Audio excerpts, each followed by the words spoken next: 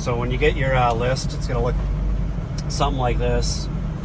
You're either going to be assigned this front axle of this truck or the rear axle of the truck, and then you always get the in-cab. But here at the in-cab, you save that to last, because the thought is that once you're done with this, you'll just go out and drive. So then what you can do is you can kind of fold this over and kind of leave it right here. This way you can read it as you're going along. I'll try to see how long that stays there with the wind coming in the door. So this is my safety belt right here. So this is my safety belt. You'll show the examiner it's not cut, torn, or frayed. It securely latches. It also unlatches. It adjusts to you, and I'll leave it on. It's secured in 3 locations. One up here by my head, 2 down here by the door,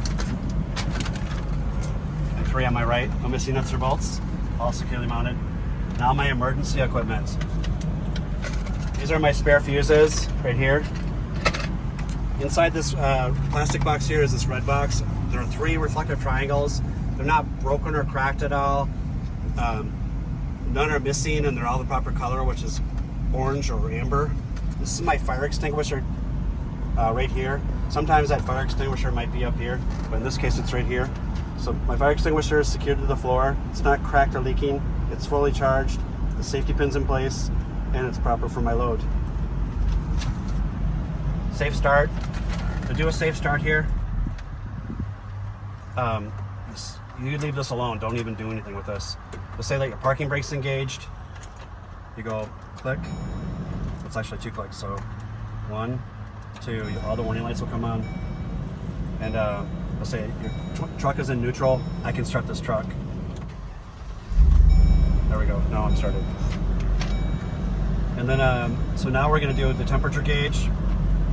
This is my temperature gauge right here. My temperature gauge is working and slowly rising. This is my oil pressure gauge. It has oil pressure and it's holding. This is my voltmeter gauge. It's at 14 and charging. And these are my air gauges. They're 120 and holding. So now my light indicators. This is my left indicator. I can see it. It's working. This is my right indicator. I can see it. It's working. These are my hazards. I can see them. They're working. This is my high beam indicator. High beam indicator. I can see it. It's working. So now I'm going to do my horns. I only have one. Horns work. And then heater and defrost. I just need to show the examiner that I have my heater and my defrost work. So I feel air. The defroster's working. I feel air. The heater's working. That'll make it comfortable for us.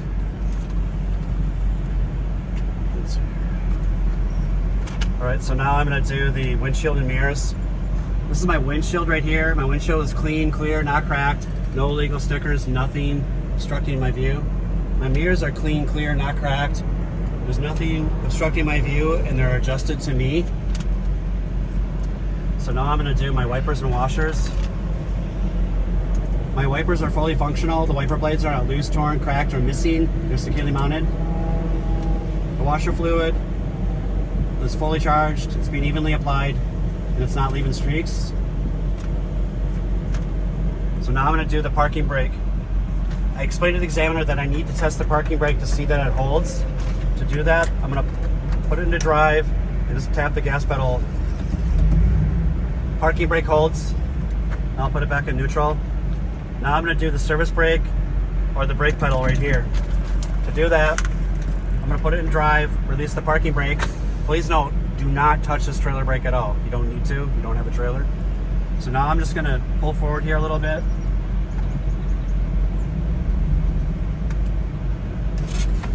Service brake works, doesn't pull on either side. So I'll put it back in neutral. Now I'm going to just kind of press and keep my foot right here. I'm not going to move this foot at all. And I'm going to say, hey, I'm going to do my air brake check. My air brake check has 3 parts to it. Air loss, low air alarm, emergency brake. I'm starting out with the air loss test. So then what I do, once the truck is in neutral like this, 1 click down, 2 clicks down, and then 1 click up and 1 more click up. All the warning lights come on. All my push rods pop out on my truck here. And I read off my gauges. I'll say my gauges are 110 PSI. I should not lose 3 PSI in 1 minute. So then I'm going to take out my phone and I'm going to time myself for 1 full minute. So you'll take your phone, which is, you've kind of like enabled the airplane mode so you don't get distracted by anybody. Once that 1 full minute is up, you'll say it's been 1 full minute now. My gauges are still at 110 psi. I did not lose 3 psi in 1 minute. Now I'm going to do the low air alarm check. I should both hear and see the low air alarms between 80 and 60 psi, and I point to all that stuff. So then I pump the brakes here.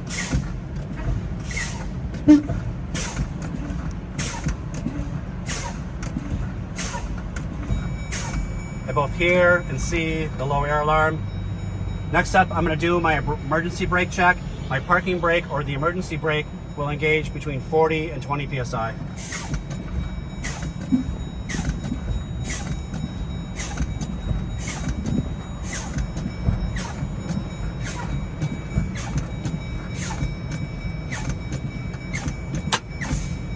My emergency brake engaged somewhere around 30 psi. I'm going to start this truck up and test it.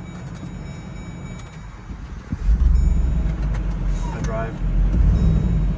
Emergency brake holds.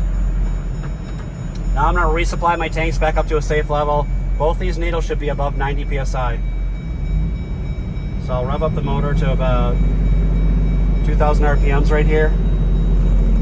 And then I'm going to review my list to make sure I didn't miss anything. Because if I were doing this correctly, I would have read something off, and then as soon as I talked about it, said my 2, 3 to 4 things about it, scratch it off and move on. So then I'd be kind of like doing this as I'm doing the outside here.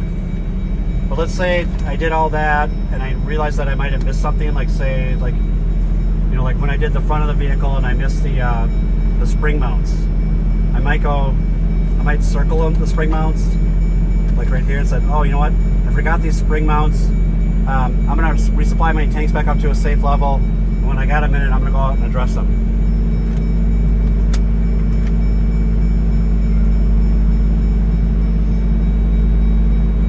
So let's wait for this other needle to climb up. It takes about 30 seconds or so for these to kind of climb up. But like I said, just leave it running. You got to push the gas pedal and keep it right at 2 there. You don't want to go much faster than that because you're just wasting fuel and it's hard on the motor. And you don't save any time. But if you don't idle up on it, these will take forever to get there, about 5 minutes or so, and you'll run out of time. So then once this yellow needle's at 90, I'll say that my air tanks are both back up to a safe level. They're at 90 and climbing. I've reviewed the outside here. I didn't miss anything. My pre-trip's complete. However, if I did miss something like that spring mount, this is the time I would go out and address it, and then say my pre-trip's complete after I've addressed it. So now test number 1 is done. So cancel.